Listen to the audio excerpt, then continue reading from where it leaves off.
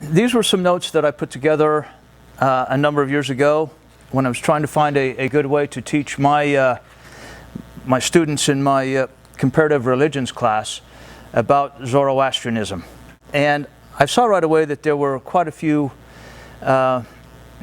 misunderstandings about Zoroastrianism that I wanted to dispel with my students.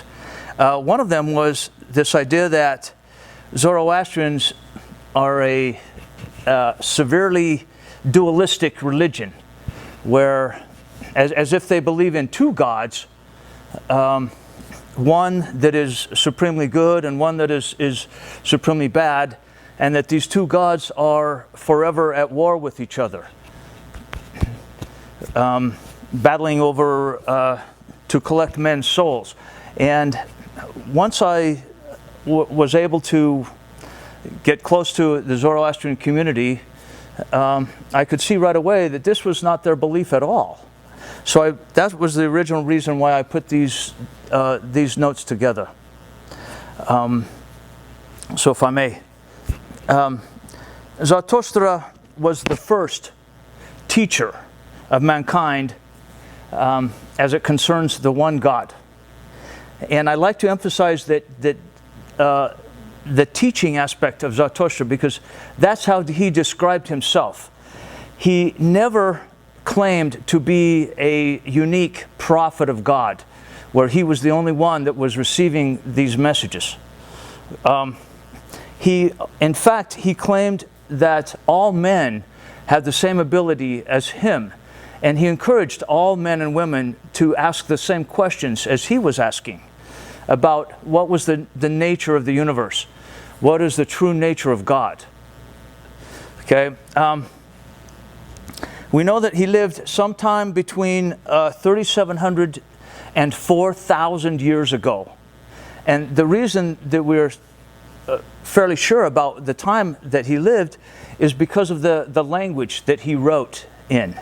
The Avestan language that is so old that it is essentially a cousin to Sanskrit. So we have to believe that the language is every bit as old as Sanskrit itself.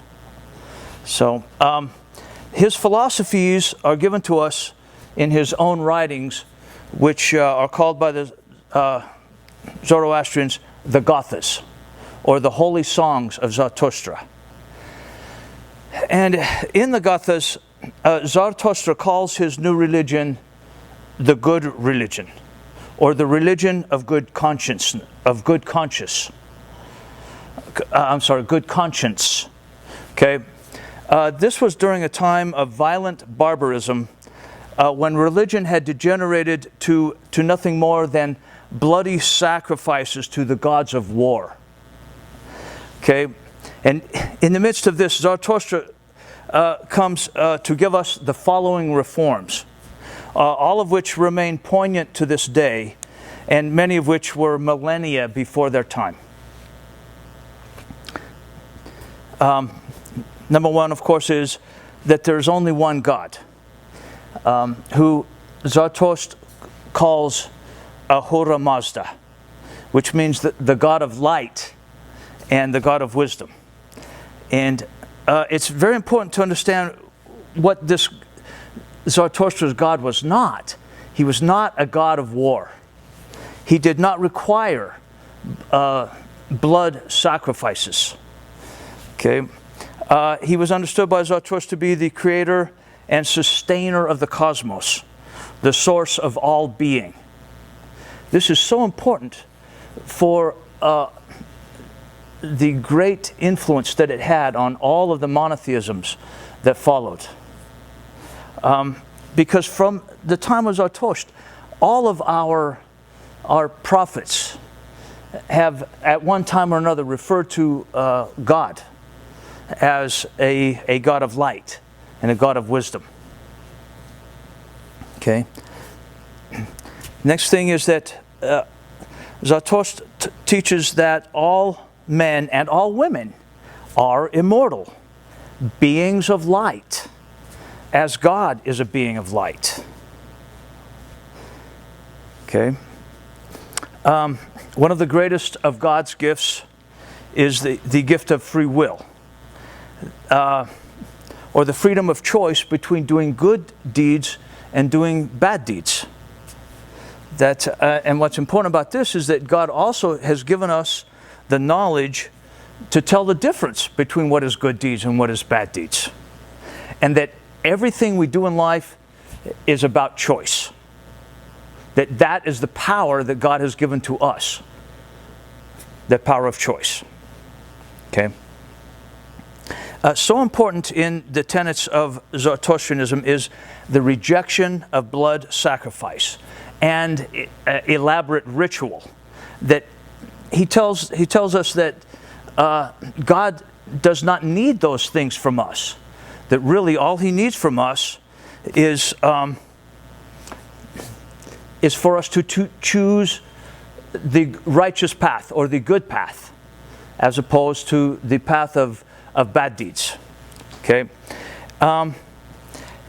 And he tells us that we should reject blood sacrifice and elaborate ritual in favor of meditation and prayer.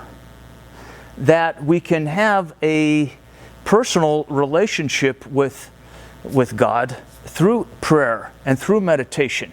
And that we do not have to have an intermediary of these blood sacrifices.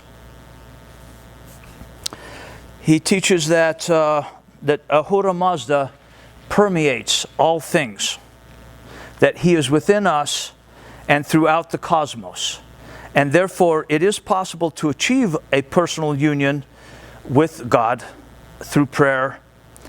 And most importantly, he also teaches us that the most important prayer to God is a simple deed of kindness, or a simple deed of goodness to our fellow man. That such a simple and pure deed of kindness is supremely more important than a week time spent in the temple wailing about God. Okay? That again, that the most important prayer to God is a simple deed of kindness to your fellow man. Okay. He teaches that the two most important attributes of God are progressive truth, which Zartoshtis call asha, and progressive mentality, which Zartoshtis call vohuman. That progressive mentality is most closely paralleled by the Christian concept of the Holy Spirit. Vohuman is that part of God that is always connected to us and which speaks through us and gives us the ability to speak back to God. Okay, Vohuman is that part of God which clearly tells us which is the rightful choice to make, as opposed to the wrongful choice to make. Okay. He also teaches that mankind is continuing to evolve and will eventually achieve enlightenment. This is something that's very different from the other monotheisms, in that Zoroastrians do not have what we would call an apocalyptic eschatology. Zoroastrians do not believe that eventually God will destroy the world because mankind is never going to get it right. In fact, they teach the opposite, that eventually, through constant work toward asha, that eventually mankind will achieve enlightenment and get it right, we could say. He teaches in the Gathas the equality of all men and all women. In fact, this is one of the most important points is in the Gathas is when Asha Zartosht's own daughter is given the privilege and the right and the expectation of choosing her own betrothed, her own husband. Remember, this is 4,000 years ago, to be taught the concepts of equality between men and women. I mean, we can ask, how long did it take for us to start thinking about equality of men and women, even in the modern world? He also teaches that there is a superior between men and other men, and between women and other women, but it doesn't hinge on whether you're a man or a woman. It hinges on good deeds alone. That the man or the woman who seeks out the righteous things to do, the acts of kindness toward each other, this is, in God's eyes, this is what places one man or woman above other men and women.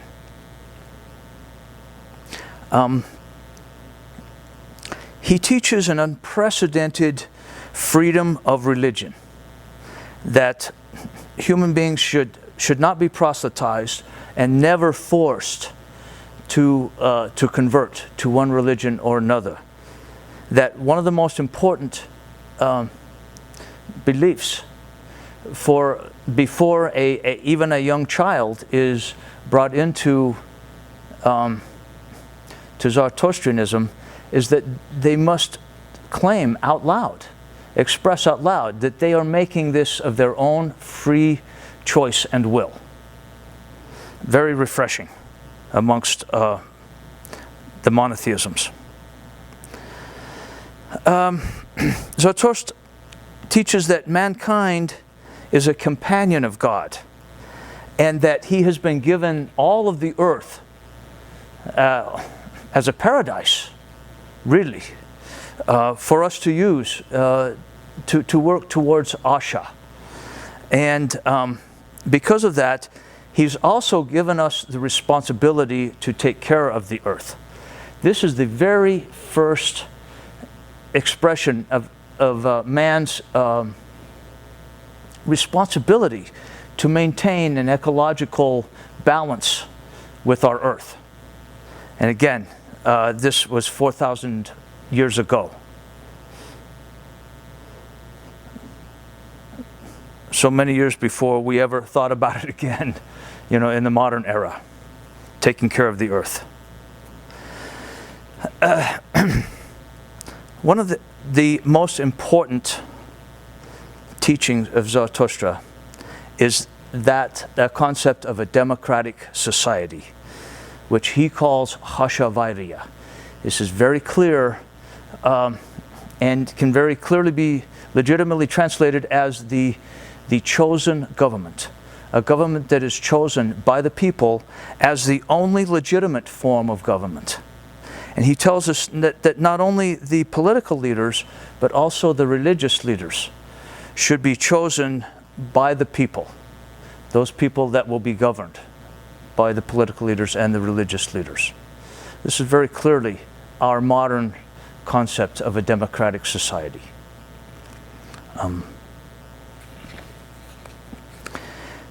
Zartosht teaches that the universe was created good, that man was created good, and that if man chooses to do evil, to do bad things, this is not his natural state.